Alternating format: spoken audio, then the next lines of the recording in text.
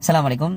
2 நாளைக்கு முன்னாடி ஸ்டாண்ட் ஆட்டோக்காரங்களுக்கும் நமக்கு ஒரு பிரச்சனை. அது சம்பந்தமா போலீஸ் ஸ்டேஷன்ல போய் கம்ப்ளைண்ட் கொடுக்க போயிருந்தோம். போலீஸ் ஸ்டேஷன்ல என்ன நடந்தது, உண்மையிலேயே அங்க என்ன சம்பவம் நடந்ததுன்ற ஒரு கிளாரிஃபிகேஷனுக்காக தான் இந்த வீடியோ. நம்ம அங்க ஸ்ரீபெரும்புத்தூர் கிட்ட ஒரு இண்டஸ்ட்ரியில ஒரு சவாரி இறக்கி விட்டுட்டு சவாரியிலன்னு ரிட்டர்ன்ல சும்மா வந்துட்டு இருக்கும்போது பஸ் ஸ்டாப்ல நிக்கிற பெண்கள் கை போடுறாங்க. ஆட்டோ ஸ்டாண்ட் அங்க இருக்கு, ஆல்ரெடி அங்க போய் ரேட்டு பேசியிருக்காங்க. சொல்லு என்ன போடா சொல்லு என்ன அடி அடி இல்ல அடி. ஸ்டாண்ட் எங்க இருக்கு எங்க இருக்கு ஸ்டாண்டு? அங்க இருக்க ஸ்டாண்டுக்குலாம் வரக்கூடாது. இது ஸ்டாண்டா இது என்ன ரவுடிசம் பண்றீங்களா ஆட்டோ வச்சுக்கிட்டு? யார் ரவுடிசம் பண்றா? ஏறுங்க நீங்க ஏறுங்க உள்ள. போன்ல கை வீடியோ எடு. நீ தான் சட்டவிரோதமா பண்ற, நானா பண்றேன். இன்னைக்கு வருவேன், நீ வீடியோ எடு. யாருன்னு தெரியாம பேசுற நீனு. இன்னைக்கு என்ன பண்ணுவ? அடி போறியா? ஸ்டாண்ட் இல்ல, நீ சொல்ல கூடாது. இங்க பாருங்க, ஸ்டாண்டே இல்ல. இவங்க 2 பேரும் ரவுடிசம் பண்ணிட்டு இருக்காங்க. எங்க இருக்கு ஸ்டாண்டு? இவங்க ஆட்டோ ஏத்த கூடாதா? இவங்க தான் இங்க ஏத்துவாங்களா ஆட்டோ? 2 பேரும் Chennai VIT institute of technology கிட்ட ரவுடிசம் பண்ணிட்டு இருக்காங்க ஆட்டோ வச்சுட்டு. இதான் இவங்க ஆட்டோ.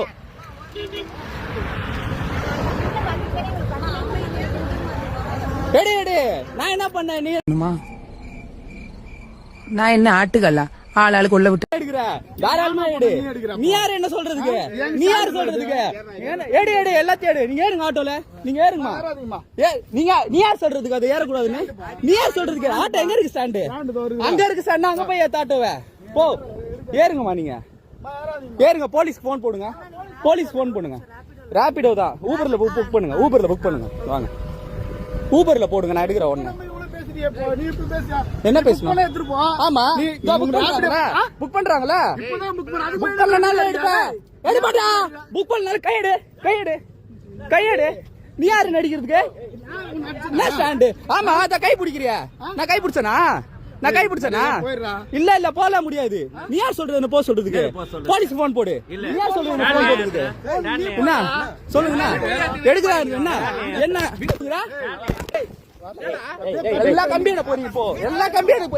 நம்மளோட வாழ்வாதாரத்துல கை வைக்கிறாங்க. ஓகேயா, நான் ஒரு ரேட்டு பேசி எத்தனை சவாரியை அதுல இருந்து இறக்கி விட்டதா நம்மளுக்கு கோவம் வருது. இங்க இன்னொரு முக்கியமான விஷயம், ஆட்டோ ஓட்டுநர்கள், ஆன்லைன் ஓட்டுநர்கள், லைன் ஓட்டுநர்கள் தெரிஞ்சுக்க வேண்டியது, ஆட்டோ ஸ்டாண்டு கிட்ட சவாரி ஏத்தக்கூடாது அப்படின்னு இவங்க ரொம்ப நாளா உருட்டிட்டு இருக்காங்க. நானும் அதை உண்மை நினைச்சேன்.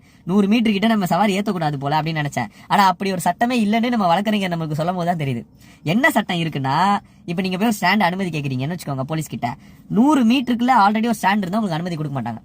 100 மீட்டருக்கு அப்படி தள்ளி தான் கொடுப்பாங்க. 100 மீட்டருக்குள்ள 2 ஸ்டாண்டு கிடையாது. 2 ஸ்டாண்டுக்கு அனுமதி கொடுக்க மாட்டாங்க. இதுதான் சட்டம். இந்த 100 மீட்டர்ன்ற சட்டம்ன்றது ஒரு ஸ்டாண்ட் இருக்க இடத்துல இன்னொரு ஸ்டாண்டு அனுமதி கொடுக்க மாட்டாங்க. ஆனா அங்க வர மக்கள் அவங்களுக்கு விருப்பம் இருந்தால் ஸ்டாண்டில் ஏறி போலாம், கை போட்டு லைன் சவாரி ஏறி போலாம், ஓலா ஊபர்ல ஏறி போலாம். அந்த அவங்க சுதந்திரத்துல கை வைக்க யாருக்கும் எந்த உரிமையும் கிடையாது.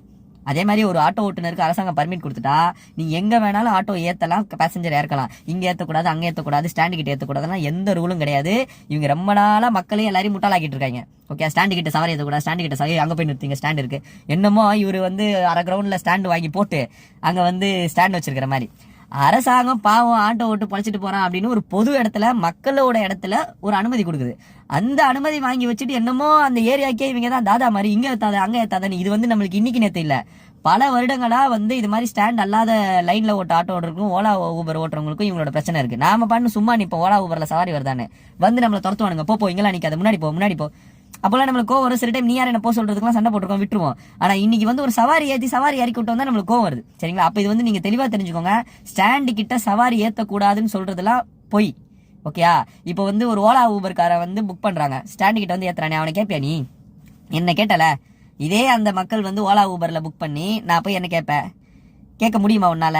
ஏன் கேட்க முடியாது? கார்பரேட் கம்பெனி அவனை கேட்டனா ஆப்பு வச்சிருவான். சரியா? ஊபர்காரன், ஓலாக்காரன், ராபிடோ காரன் எல்லாம் உன்னால நோண்டவே முடியாது. உனக்கு இழிச்சவாயன் லைன்ல ஓட்டுறவன் தான். ஓகே, அதனால அவனை போட்டு அடிக்கிற. கார்பரேட் கம்பெனிக்கு காரன் கேட்க முடியுமா? நீனு கேட்கல, அமைதியா தானே இருக்கீங்க. ஓலால ஸ்டாண்ட் வாசல்ல, எக்மோர் வாசல்ல, சென்ட்ரல் வாசல்ல ஏத்திட்டு போறானே, அமைதியா தானே இருக்க.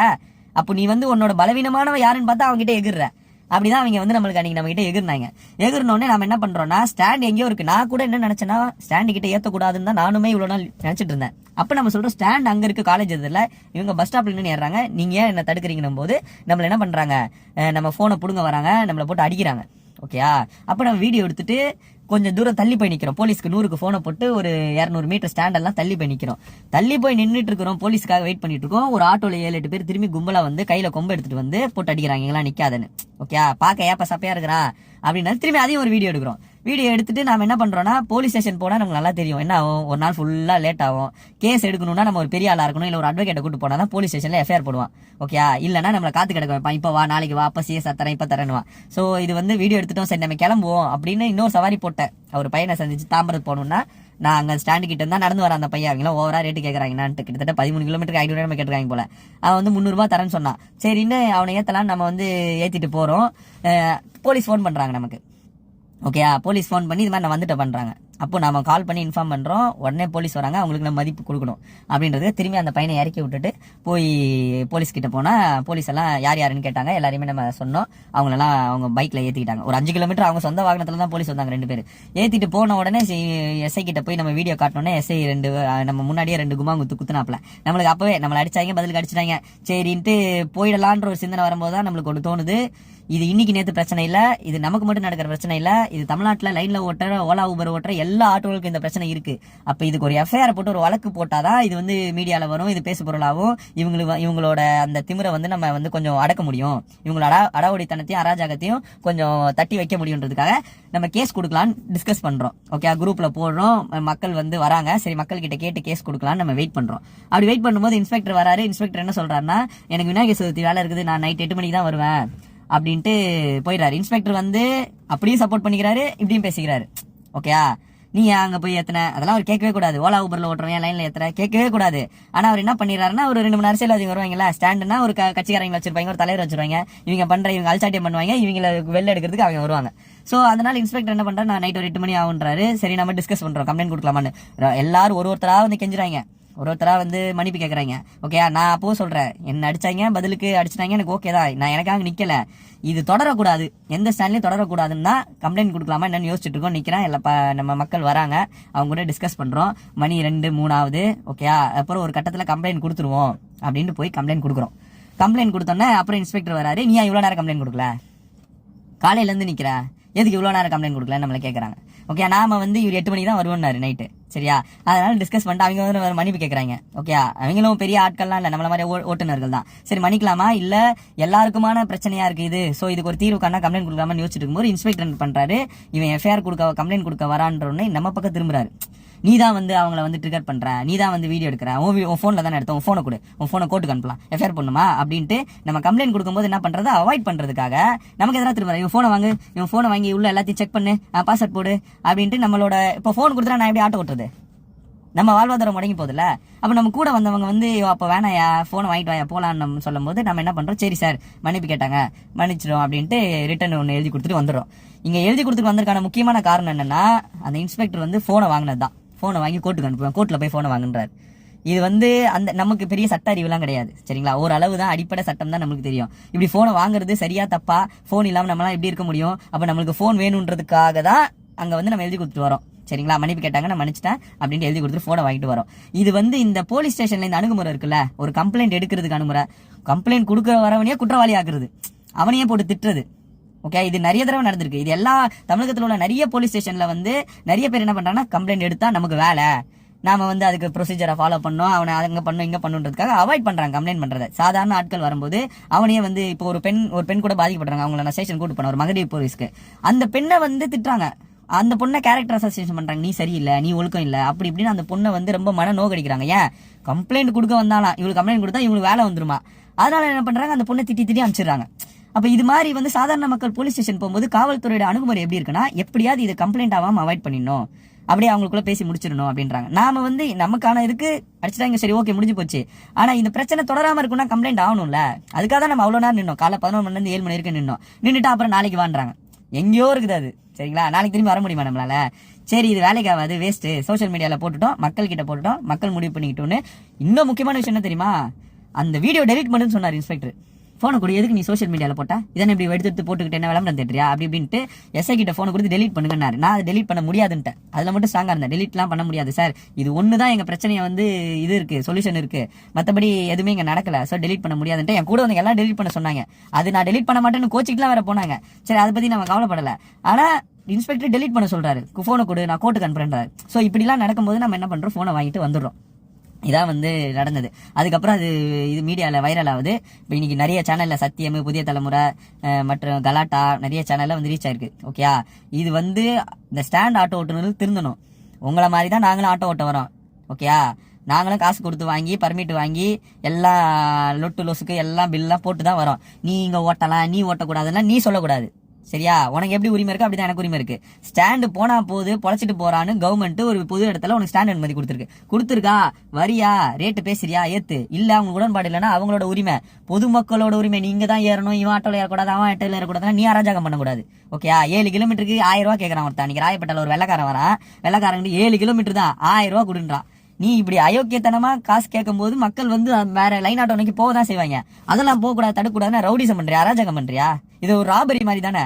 நான் 7 கிலோமீட்டருக்கு 1000 ரூபா கொடுத்து தான் போகணும்னா இது ஏமாத்துற வேலை தானே. அப்ப நீ உன் வேலையை கரெக்டா பாரு, பாத்தீங்கன்னா உனக்கான சவாரி வரும். ஓகே, நீ இஷ்டத்துக்கு ரேட்டை பேசிட்டு இந்த ரேட்டுக்கு தான் வரணும், நீங்க நிக்காத அங்க நிக்காதன்னு இந்த ரவுடிசம் பண்ற வேலை வச்சுக்காத. இன்னொன்னு லைன்ல ஆட்டோ ஓட்டுநர்களுக்கும் ஓலா ஊபர்ல ஓட்டுநர்களுக்கும் சொல்றேன், இனிமேல் எவனாவது வந்தா எங்க ஸ்டாண்ட் இருக்கு இங்க எடு அப்படிலாம் எடுக்காதீங்க, உடனே வீடியோ எடுங்க. உங்களை வண்டி எடுக்க சொன்னா உடனே நீ யாரு சொல்றதுக்கு? ஸ்டாண்ட் என்ன, நீ என்ன உங்க அப்பா வீட்டு சொத்துல வாங்கி வச்சிருக்கியா ஸ்டாண்டு? அதுக்குள்ள வந்து அண்ணே நிறுத்தின பொது இடம் என்ன எடுக்க சொல்றதுக்கு உனக்கு எந்த ரைட்ஸும் இல்ல. சரியா, அப்படின்னு வீடியோ எடுங்க. ஓகே, இனிமேல் இவனுங்க ஆட்டோ இருக்கக்கூடாது. இவனுங்களால தான் நமக்கு கெட்ட பேரு. மக்கள் கிட்ட போய் மீட்டர் கட்டணத்தை உயர்த்த சொல்லி நம்ம கோரிக்கை வைக்கும்போது மக்கள் நம்மளை எதிர்க்கிறாங்க. எப்படி எதிர்க்கிறாங்க? இவனுங்க அயோக்கிய பசங்க, 1 கிலோமீட்டருக்கு 300 ரூபா கேட்பாங்க, 5 கிலோமீட்டருக்கு 1000 ரூபா கேட்பாங்க அப்படின்னு யாரை சொல்றீங்க? அவங்க பண்ற தப்பெல்லாம் நம்ம தலையில வந்து விடியுது. ஓகே, அப்ப நாம தான் மக்கள் கிளாரிபிகேஷன் பண்ணணும். இவன் அயோக்கிய பையன், நாங்க அப்படி ஓட்டுறது இல்ல, நாங்க எங்களுக்கு 10 கிலோமீட்டருக்கு 200 ரூபா கூட போட மாட்டான் ஓலா ஊபர்ல, 130 ரூபா 140 ரூபா போடுறான், எங்க கிலோமீட்டர் காசே வர மாட்டேங்குது அப்படின்னு நாம தான் இந்த மக்களுக்கும் இந்த அரசுக்கும் புரிய வைக்கணும். ஓகே, இந்த அரசு வந்து ஸ்டாண்ட் ஆட்டோக்களுக்கு ஃபேவரா தான் இருக்கும். சிஐடி சங்கங்கள்லாம் கூட்டணியில இருக்குது. இந்த மீட்டர் கட்டணம் உயர்வாம தடுத்துக்கிறாங்க. ஏன்னா மீட்டர் கட்டணம் வந்தா ஸ்டாண்ட் ஆட்டோக்காரன் மீட்டர் போட்டு ஓட்டுவானா? ஓட்ட மாட்டான். அப்ப அவனுக்கு மீட்டர் கட்டணம் வரக்கூடாது. இந்த சிஐடிலாம் நம்மளை ஏமாத்திட்டு இருக்கு. என்னமோ நமக்காக மீட்டர் கட்டணம் போராடணும். இவனுக்கு மீட்டர் கட்டணமே வரக்கூடாது, வந்தாலும் போட மாட்டான். இதுதான் ஸ்டாண்ட் ஆட்டோவோட நிலைப்பாடு. ஓகே, அதுக்காக தான் சும்மா ஏமாத்திட்டு இருக்கான். 25 ரூபா கொடு கிலோமீட்டர், 30 ரூபா எந்த அரசு கொடுப்பான் கிலோமீட்டர் 25 ரூபாய்க்கு? அப்ப 25 ரூபா கேட்டா தர மாட்டான். அப்ப மீட்டர் கட்டணம் வேணாம், இப்படியே நாங்க டிமாண்ட் பண்ணி ஓட்டிக்கிறோம், 7 கிலோமீட்டருக்கு 1000 ரூபாய் கேட்டு ஓட்டிக்கிறோம்னு. இந்த ஃப்ராட் வேலைங்களுக்கு, இவனுக்கு பண்ற அயோக்கியத்தனங்களுக்கு ஆதரவு தான் இந்த சிஐடி எதுக்கு வச்சிருக்காங்கன்னா, இவனுக்கு இப்படி ஃப்ராட் தானே அயோக்கியத்தனம் பண்ணுவாங்க. இவங்க மேல கேஸ் ஆயிடுச்சுன்னா வந்து போலீஸ் ஸ்டேஷன்ல வந்து வெளில கொண்டு போவாங்க. சரிங்களா? அப்ப இதனாலதான் சிஐடி வந்து மீட்டர் கட்டணம் உயராம கூட்டணி கட்சியில உட்காந்து பாத்துட்டு இருக்கு. அப்ப இதெல்லாம் நம்ம மக்கள்கிட்ட கொண்டு போகணும். ஓகே, ஒரு பக்கம் அவனுக்கு அயோக்கியத்தனம் பண்றாங்க. அவங்க 7 கிலோமீட்டருக்கு வந்து 1000 ரூபாய் கேட்கறாங்க. நாங்க 7 கிலோமீட்டருக்கு 150 ரூபாய் கேட்கறோம், அதுவே வர மாட்டேங்குது. 1000 ரூபாய் கேட்கறாங்கன்னா எல்லா ஸ்டாண்ட் ஆட்டோக்காரன்னு கேட்கல, சில பேர் ஏமாத்துவாங்க. இந்திக்காரன் எவனாவது வெளிநாட்டுல இருந்து வரானா, எவனாவது வெளியூர்ல இருந்து வரானா, மொத்தமா ஆட்டிய போட்டுடலாம் 2000 ரூபாய் 3000 ரூபாய் அப்படின்னு ஏமாத்துற வேலை ஃப்ராட் பண்ற ஸ்டாண்ட் ஆட்டோக்காரங்களும் இருக்காங்க. ஒரு நியாயமா கேட்டு போற ஸ்டாண்ட் ஆட்டோக்காரங்களும் இருக்காங்க. இந்த ஏமாத்துற ஃப்ராட் அயோக்கிய பசங்க அவங்களும் கெட்ட பேரு, நமக்கும் கெட்ட பேரு. அப்ப இதெல்லாம் வந்து நாம தான் வந்து பொதுமக்கள் கிட்டயும் அரசு கிட்டயும் கொண்டு போகணும். சரிங்களா? இவங்க மீட்டர் கட்டணமும் வரக்கூடாது, நியாயமா இவங்க ரேட்டு கேட்டு ஓட்ட மாட்டாங்க, மத்தவங்க ஓட்டினா அதையும் விட மாட்டாங்க. ஃபுல்லா அராஜகம் ரவுடிசம் தான். ஓகே, இதை வந்து எல்லாரும் வந்து நீங்க உங்க கூட பயணிக்கிற மக்கள்கிட்ட எடுத்து சொல்லுங்க. ஓகே, நாங்களும் அவங்களும் ஒண்ணும் கிடையாது. ஓகே, அவங்க ஃப்ராடு பசங்க. ஓகே, அயோக்கியத்தனமா ரேட்டு கேட்கறாங்க, எங்களுக்கு நாங்க ஓட்டுற கிலோமீட்டர் காசே வரமாட்டாதுன்னு அரசுக்கும் மக்களுக்கும் எடுத்து சொல்ல வேண்டிய தேவை இந்த காலகட்டத்தில் இருக்கு நமக்கு.